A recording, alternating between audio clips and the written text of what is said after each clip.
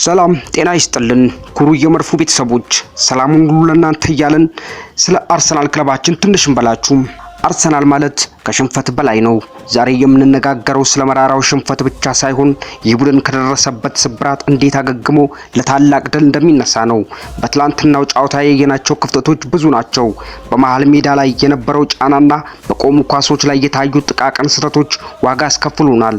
ፔፕ ጋርዲዮላ በአርቴታ ላይ የነበረውን ስልት የቀየረበት መንገድ ለቡድናችን ፈተና ነበር።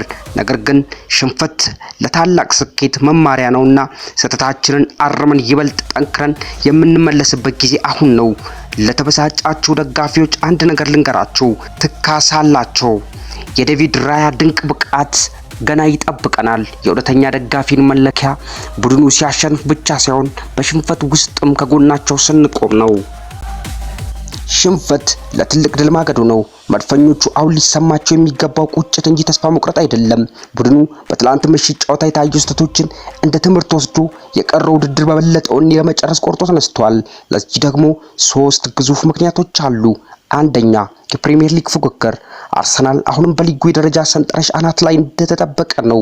ትኩረታችንን ሙሉ በሙሉ ወደ ሊጉ በማዞር ለዘመናት የራቀን የፕሪሚየር ሊግ ዋንጫ ወደ ኤሚሬትስ ለማምጣት ትልቁ ድል ከፊታችን አለ።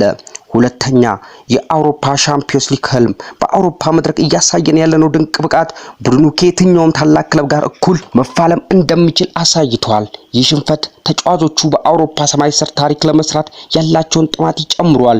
ሶስተኛ፣ የኤፍኤ ካፕ ወግ።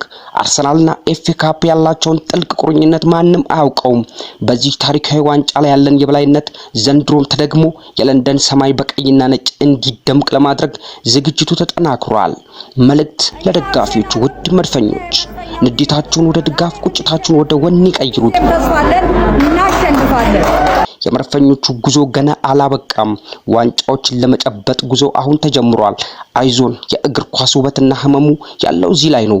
ትላንት በካራባው ካፕ የገጠመን ውጤት ልባችንን ቢያደማውም ይህ ሽንፈት ለአንድ ትልቅ ድል መነሻ እንጂ መዳረሻ አይደለም። ቪዲዮ ላይክ እና ሼር በማድረግ ለሌሎች መድፈኞች አድርሱ። ሰብስክራይብ አድርጋችሁ የዚህ ትልቅ ቤተሰብ አካል ስለሆናችሁ ከልብ እናመሰግናለን።